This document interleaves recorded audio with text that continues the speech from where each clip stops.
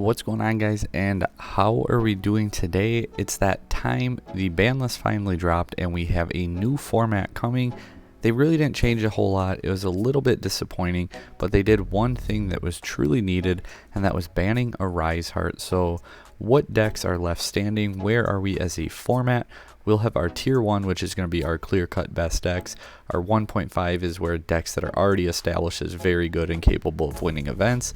And then we'll have our tier 2, where it's going to be a bunch of decks that are trying to prove that they deserve to be in the meta contention, or maybe they start to fall off to Rogue, and then Rogue being just decks that belong down there that I wanted to mention.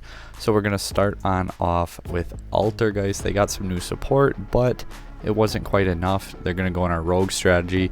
Even as far as back row decks, they're just not as good as other decks like Labyrinth, and I would even put Trap Tricks above Altergeist, but they are a deck that if you really enjoy it, feel free to take it to an event. Dark World, well, we saw Magnamut go down. Is that enough? I don't know if it is, but I think this is one of those back end tier 2, maybe high Rogue decks. Again, some of these tier 2 will end up falling down to Rogue as the format goes on, but I think to start, Dark World at least deserves to be mentioned above a lot of the for sure Rogue strategies. Despia is one of those decks where, unlike Dark World, I think it's high tier 2. It's just very hard for this deck in general to be a tier 1 deck, because when it's tier 1, it is very easily countered by things like D-Barrier, which went untouched on the ban list. So for that reason, I think it's usually going to be stuck in this tier 1.52 purgatory, and right now I think the Chimera build is better than the Despia builds of Branded, and Despia Branded is going to be a good tier 2 strategy. Dinosaurs started to make some ground up with regional presence, at least as of late. I know I had that spreadsheet going, guys, but with the new format, I'm probably not going to do it. It takes so much time and effort, and there's multiple other spreadsheets out there. I know Hakuna My Data links them. I'll get some links and toss them up on socials at some point as well. Sebto's back, he's got his going, and then Ivan also has a very good one where he includes the staple breakdowns. So I'm going to let those guys handle that. There's no point in 3 of us doing it, especially for how much work it truly takes. Thank you to everyone who has always helped to compile those, who has helped put those together, because it really, without you guys, it would not have been possible. Magnamut to 1 and Chaos Space to 1. Where do dragons fall to? They were a very good 1.5 before, and I don't quite want to overreact. I'm going to put them right in this Dark World category, where they're back end to tier 2. Maybe they fall down to Rogue, more because the Chaos Space hit, because that card is absolutely crazy. But for now, I'm going to leave Dragon Link in tier 2, because it seems like no matter what hits this deck takes, it always seems to stick around. Hopefully we see less Bestials, or realistically we'll see like 1 Magnamut, 3 Druisworm, things like that instead of the flip-flop. Drytron, I think, again, like I said, there's going to be a lot of tier 2, more than typical because of that reason we already mentioned. I think Drytron has a good chance to stay tier 2, whereas maybe these decks don't quite stay there, but we will see. Exosister, I think, is a very strong Rogue strategy. It just never is going to have that representation to truly be a tier 1, tier 2 deck. Floanderies, however, I think, kind of like Despia, they're going to be a very, very strong tier 2 deck. We just saw them take down the YCS Cancun, wasn't it? I just saw it briefly, so apologies if I'm wrong on that. However, we are going to a new format. They still have Shifter, they still have Featherstorm, they still have everything that they need going for them, so this is definitely a deck that I would keep an eye on. Heroes are that Rogue deck that just never goes away. Not a whole lot to say about them. Not a whole lot has changed for Heroes recently, but once in a while you just get that crazy player who does it and takes it all the way home. All the way home meaning topping, not winning the event.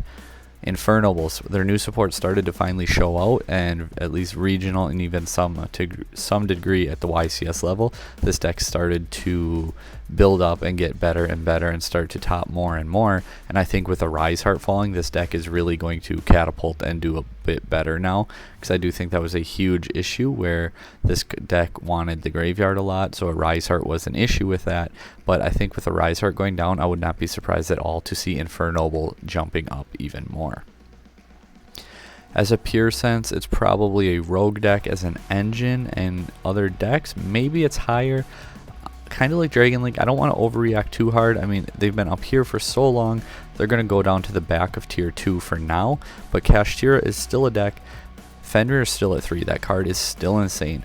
They can still zone lock you, kind of. Birth is still an insane card. Fenrir, Birth are just crazy cards that force you, and the fact that you can go for like just well, engine plays things like Utopic Draco with the negate. You can go like Fenrir, you can still have Unicorn for an extra deck rip, you can have Birth to hit the graveyard. There's still things you can do. It's not as good, obviously, as it was with a Rise Heart, because a Rise Heart was just insane, but I do think Kashtira is still actually going to be a decent deck, and I'd probably put it above a couple of these other tier 2 decks for the start.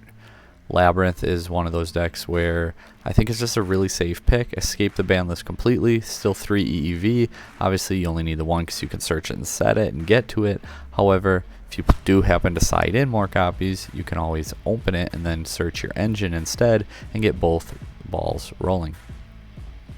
Mana Dome I want to put also in that tier 1.5. I'm kind of hoping to see this deck pick up a little more steam. It's already been doing really well as far as topping events, so I want to see what it does now moving into the new format. Marincess, kind of like, this deck feels almost like Heroes lately, where it just does not go away. It seems like it keeps topping and doing something. I'm going to put them at the back end of tier 2, however.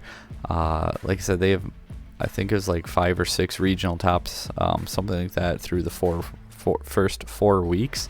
So a little over 1 top per week. It's not like they just did it one time and then disappeared. They are recurring and they are coming back and doing it more than once. So I do think that's a deck that we should definitely keep an eye on. Mathmech, they were already good. They're, I don't know, tier 2. Maybe they stay there or maybe they fall to high rogue, but I think they're right near the power level and everything of Marincess. Mechanico, however, we are going to put them down as a rogue. I'm not a huge fan of the strategy, the playstyle. I've said it before. The deck is interesting and kind of neat, but I just don't have a whole lot of faith in it. Chimera branded or Chimera Runic, the Chimera engine in general, I'm really close to putting it up here. However, I want to see it prove itself with the others before I do that, so I'm going to put it right near the top of tier 1.5 for now instead. PK is a deck that I absolutely love, and I plan to start playing it a little bit along with Cyber Dragon some more. Going back to my favorite decks, I don't play regionals nearly as much as I'd like to for multiple reasons. 1, family, I can't travel that often. 2, I have other hobbies that have started to take over my life. And 3, even if I went to every regional within like a 5-hour drive for me, it's like 4 regionals a year. So realistically, there's not a whole lot where I live. Plunder Patrol. I think this deck is very strong rogue. Maybe they can make a push. There are very few tops they had last format, but they had multiple regional wins.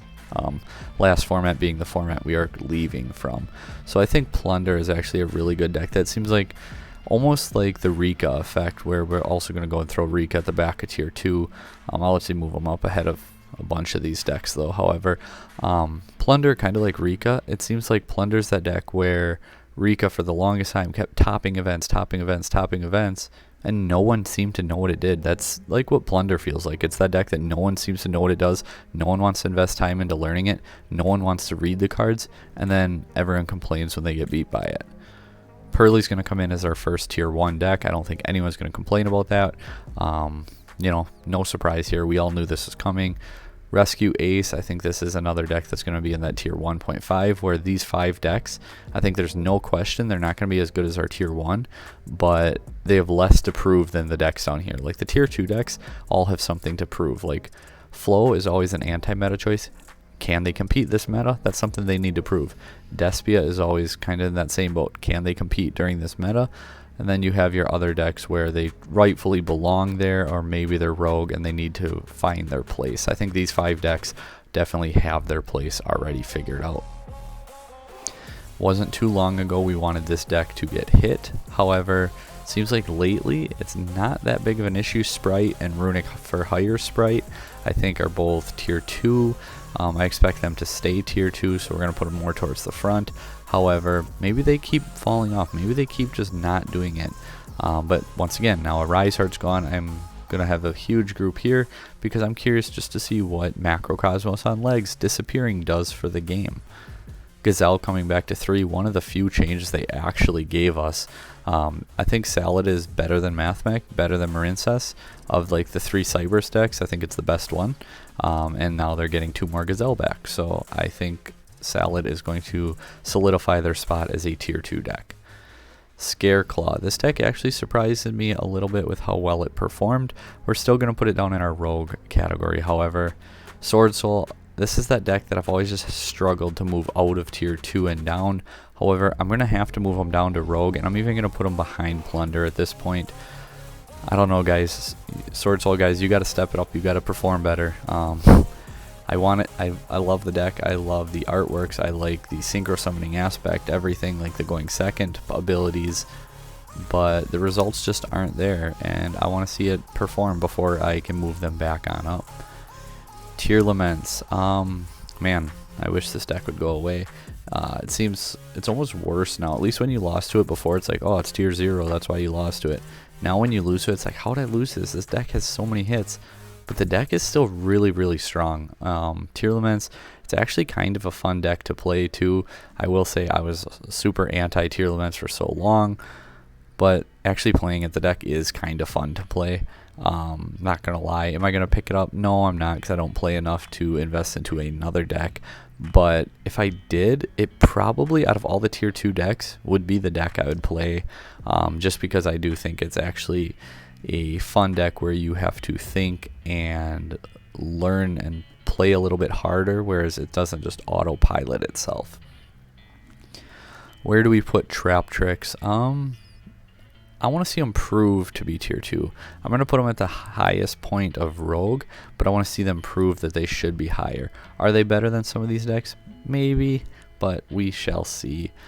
Vanquish, again, that's going to be a deck that it just fell flat in the TCG. They have not performed. They've underperformed at every chance they were given. Oh, we lost our